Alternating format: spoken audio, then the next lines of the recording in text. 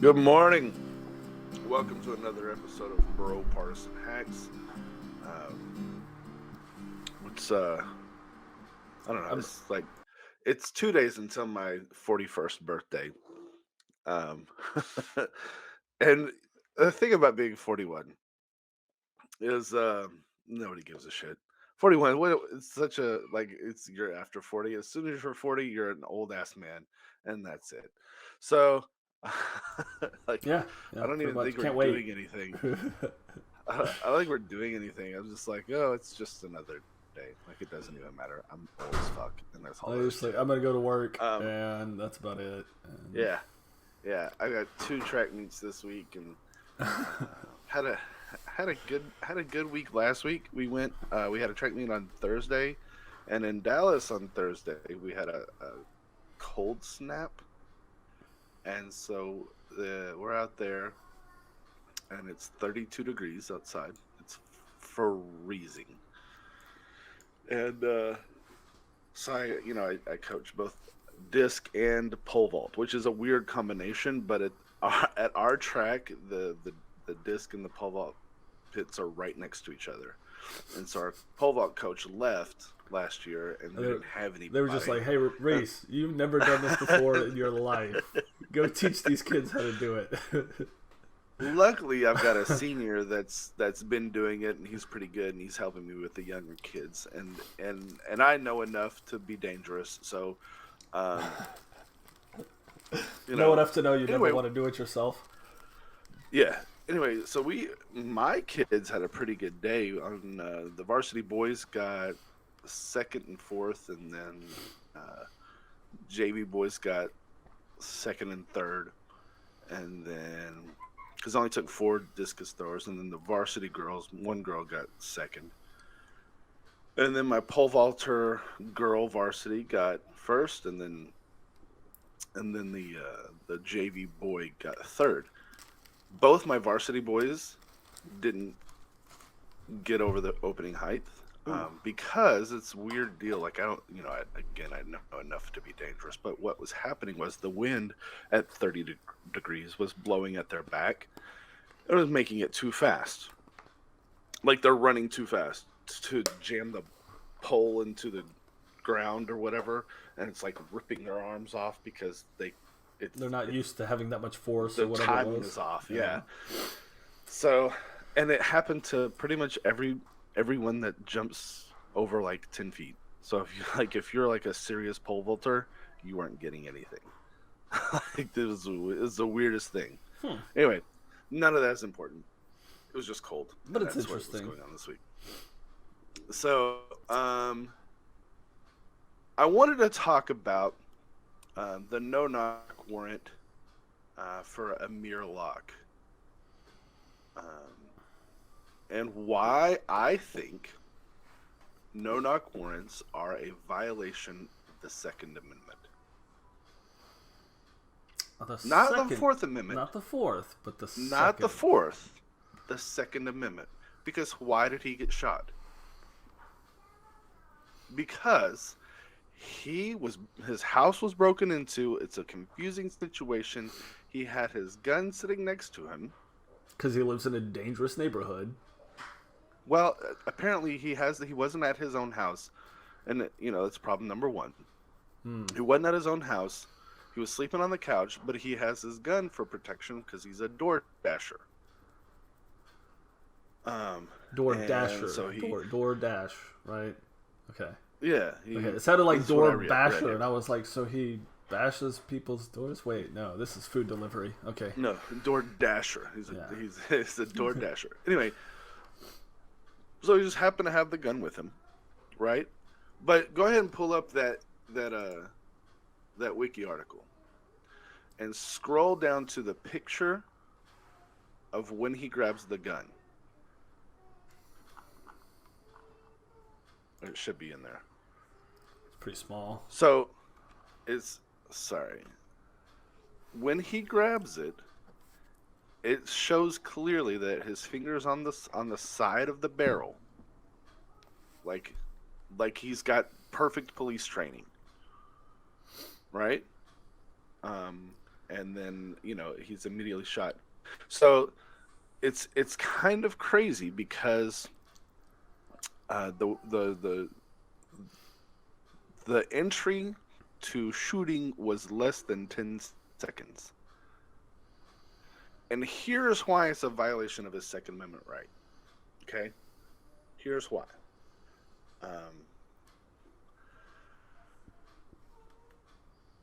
That gun was legally owned. He had a license to carry. Okay?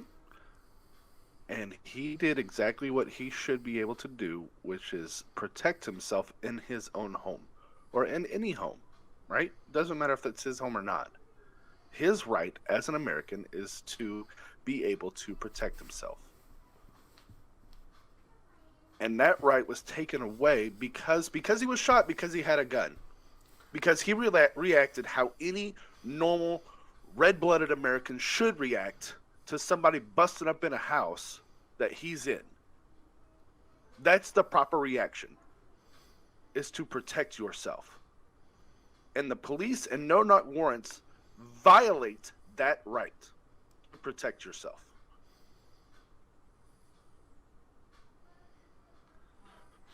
And any NRA, any national gun organization that isn't jumping all over this is full of fucking shit. You're not really a Second Amendment advocate. You are when it's white people.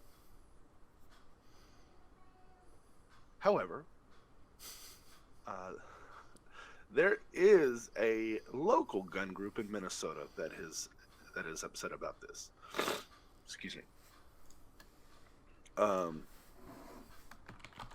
That they are saying it was a violation.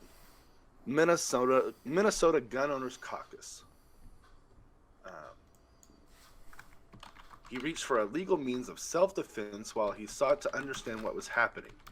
Black men, like all citizens, have a right to keep and bear arms. Black men, like all citizens, have the right to be secure in their persons, houses, papers, and effects against unreasonable searches and seizures. So, yes, I do think that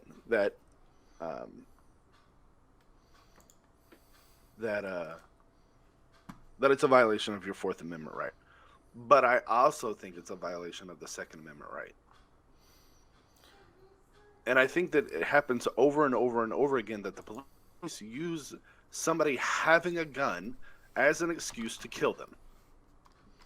Oh, yeah. If every time that's your excuse to kill someone, then we don't even have a Second Amendment. Then it's all bullshit.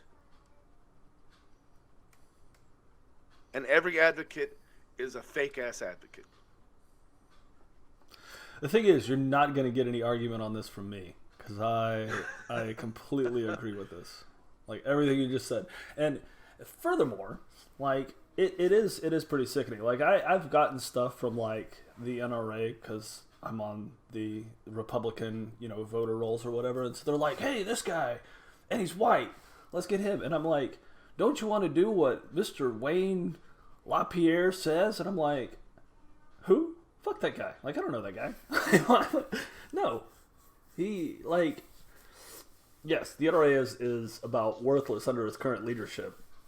And there's plenty of other groups around that will, they don't have as much money because they haven't been around since the 1700s. But,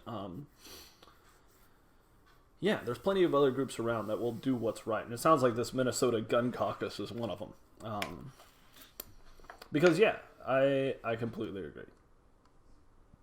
I don't think that there's... You should ban... Go ahead.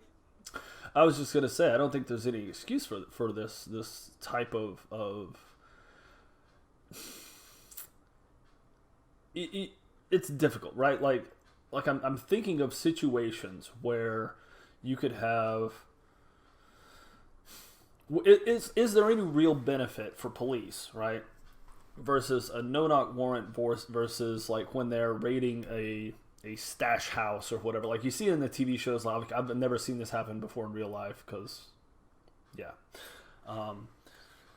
But you see them on TV, and they completely surround the house, and they're, does that always instigate a shootout? Are they avoiding the shootout by having the no-knock warrants in those situations? But they're going for one guy. I don't know. Like, I don't think there's any excuse for it, personally, and I completely agree with It violates the Second Amendment.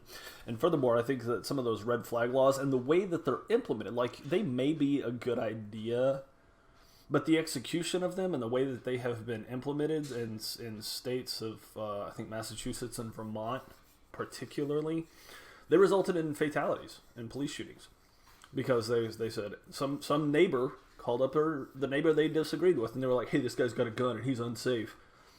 And so they went and executed a no-knock warrant and killed his dog, killed him, left his children fatherless, kind of deal. Like, there's multiple stories where that's happened. And it's the same thing, basic thing that would happen to somebody like Amir Locke, but it doesn't even make the news. And it's happened several times. I won't say it happens all the time, but it's happened several times. And it's been from those no-knock warrants. I think no-knock warrants should be outlawed, 100%. And then, because here's why. The point, I guess, is to keep somebody from removing evidence or keep evidence available. Like, Well, their strongest argument is going to be officer safety. And the evidence thing is what they're going, like, just to play devil's advocate, because I've seen the arguments, right? Like, they're going to say, destroy evidence and officer safety. If we can take them by surprise, then no cops get shot, right? But we kill everybody in the house. Yeah, here's my thing. You signed up for this fucking job. You fucking class traitorous fucking pig. Like, that's your job. If you don't want to be on the front fucking lines, jumping in front of bullets to save citizens, then you shouldn't have that fucking job. If that's not your goal, is to save citizens, no, it's to save yourself and fucking kill people, then that shouldn't be your job. Well, all they are is fucking class traitor pigs. That's it.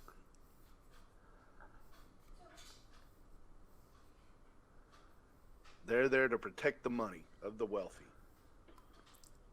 Do you think... I think there are two kinds of people that become cops. And maybe I've told you this before. So, the first one, and this is, I think, what you're talking about, is the person who was either the bully in high school or the one who was picked on in high school. And they've either got a chip on their shoulder, or they like having the power over somebody. It's one of those two, right? So that's the first level of cop. The power hungry. The power hungry people who want to wear their authority pants and tell people what to do. And I've got a gun to back it up, right? I think that there is a second type of person that genuinely wants to help people, and this is what they can do. I do have a friend, like, I've got two people that I know personally that are cops, and both of them are, like, trying to be detectives, right? Yeah. And what they do is they want to, like, solve murders and other victims' crimes, right? Right. You can't not have that in a society, right? Because people do. No, I agree. Things. You're right. But you got to figure out how to get rid of the first type. Right. Like the guys that are SROs at my school. Like, they do everything in their power to not criminalize kids. Like, that's their whole job. Their whole existence is making sure that the kids that really are potential. What, baby? The kids that really are potential, like, gonna have issues in their lives are saved. And that's what they work towards. The cops in America get away with shit that our military never would. Like, our military is so disciplined, like, they have to, because they're held accountable for the people that they kill most of the time. right? Especially nowadays when Edward Snowden and Julian Assange and everybody's releasing information all the time. But our military is held more accountable than the police are, because the military has to be sure of who they're shooting, and they have to justify, they had a gun, it was this, these things happened, They had already started etc. shooting at us. They can't even just say they had a gun. Right. They opened fire, we returned fire. Yeah, they can't just walk up and start blasting. And the ones that do get sent to Fort Leavenworth. Well, there is one exception, that if they have a secured perimeter and they've told someone to stay away and they like keep approaching, at least in like the Middle East, they have to assume that they could be armed and like carrying a bomb or something, because that's been a thing. So that's the only exception to that is secured perimeters. But I'm saying when they're going through going through the town, they have to wait to like, get shot at first. They can't just open fire on people that they think might be dangerous, and they turned around fast. You know what I mean? Or when they bust up in somebody's house, they can't just have a gun. Like, so I don't know, man. Like it's. So what do you do about it? I mean, how do you just is banning warrants gonna be the answer, or is there more to it? Man, I think if you start with, if you are a person that cares about the Second Amendment, this ought to be something that you lock in on. Police killing people just for having a gun. And because if you're not really free to have a gun on your person, I mean, do you remember Philando Castile in Florida? Do you remember what happened? The dude is sitting in his car. He gets pulled over. He says, "I have a gun on my person." He says, here's my license to have said gun. The gun is under my seat. I have it. And that's it. The guy says, "Will you get it for me?" Or something along those lines. I don't remember how that went down. And he goes to reach for the gun, and he fucking blasts him. And then got off. Didn't go to jail. Didn't spend a second in jail. When he fucking murdered that guy. He murdered him. For having a Second Amendment.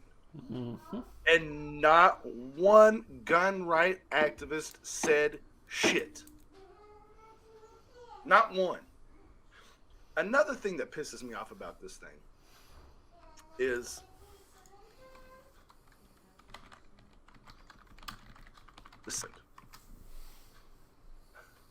Amir Locke, his mother, went on record to say he's never been in trouble. He's never had a record. He's never He was starting his music career, planning on moving to Dallas. Why? Why did that have to come out? Because every time some shit like this goes down, the first thing people do is say, well, he was a thug. They drag their name through the mud and they justify murder every fucking time. Yep. And that only happens to black men or black people when they get shot by police. You never see that shit when it's a white person. I never see it covered by news organizations, period. Well, you must not watch the news. I was gonna say, just for clarity, this is apparently the story here. It was the confusion of don't reach for it. I'm reaching for, I guess, my wallet or something else. Don't pull it out. I'm not pulling it out. He's not. Blam, blam, blam, blam, blam, blam, blam, blam, blam. So, wasn't that that the officer directly told him to pull it out. It was that he was reaching for something else, apparently, and got shot for having the firearm. So, semantics, but essentially what you said. Same thing. Same thing. Like, why would he tell you he has a gun? Why would he show you his license? And then reach for something else. Right? And then reach for the gun. Like, I don't understand. Hey, I've got this. Like, if he was planning on killing you, he wouldn't have said anything. Like, that's what I don't understand. Like, haven't you seen a movie? Like, if he's gonna kill you, he's gonna kill you when you walk up to the door. Done. Mm-hmm. Like, it's not gonna wait. So, I don't know, man. It's very, very frustrating. No, it is, and like I said, I completely agree. I remember when I first saw this Amir Locke thing, I was disgusted. You know, I don't think that he shouldn't have died. He shouldn't have been in that situation. It shouldn't have happened. So, here's what's going on. They were Amir Locke was shot while police were executing a search warrant in relation to a homicide that occurred nearby in St. Paul. So it was the town over, right? The Twin City. Mm-hmm. So St. Paul Police Department applied for a knock and announce warrant, and the Minneapolis Police Department insisted on a no knock warrant. Police had probable cause pickup and holds for 3 people, and Amir Locke was not one of the people named either in the search warrant or included in the homicide investigation. So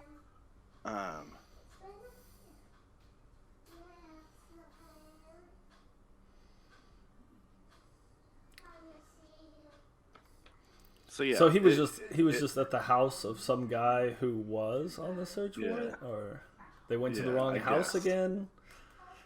Who knows? Because I mean that's happened. It's just several times. Yeah, that has happened. You know, it's crazy to me how easily people like will look for ways to justify murder. Like the person that these people has to it has to come out. Never had any, never been locked up. He's never had, he has no record.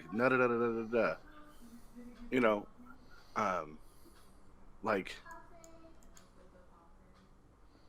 they came out and lied. There's body camera footage. They came out and were like, well, no, he turned the gun and he's shot and that. Like, and it always comes out that you're a fat liar. You know what I mean? But again, this is the reason that I think we don't need to have no-knock warrants. We need to have a ban on them, is because in that moment, I'm sure that dude was scared for his life. My partner's here. Mm-hmm. He's not having it that he's not going to be in this. I don't even know where I was at in the middle of my rant. There've been quite a few interruptions. It's okay. I think, like I said, I think we're in agreement on this stuff. And yeah, I don't know. It needs to stop happening. And I again 100% agree that like the NRA and other gun organizations should be all over this.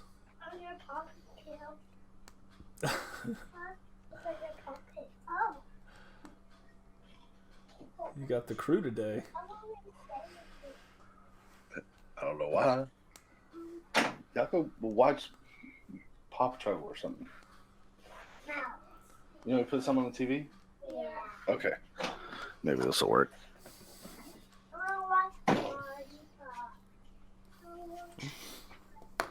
Everybody okay with Mighty Pups? Thank you for watching this episode of BroPartisan Hacks with Reese and Rob. We really, really appreciate you watching, tuning in. If you like this video, please hit the like button. Please subscribe to us. We're putting out content as often as we can. Share it with your friends. Get it out there. Get our names out there. Also, hit that bell, tap that bell right there so that you can get updated when we put out a new video. Rob and I are trying to pump these videos out as often as we can. However, we both have day jobs, we have families, so our schedules have to line up so that we can make a new video. Speaking of our day jobs, our opinions and views expressed are our own and in no way represent those of our respective employers. Thank you. Thanks again for watching.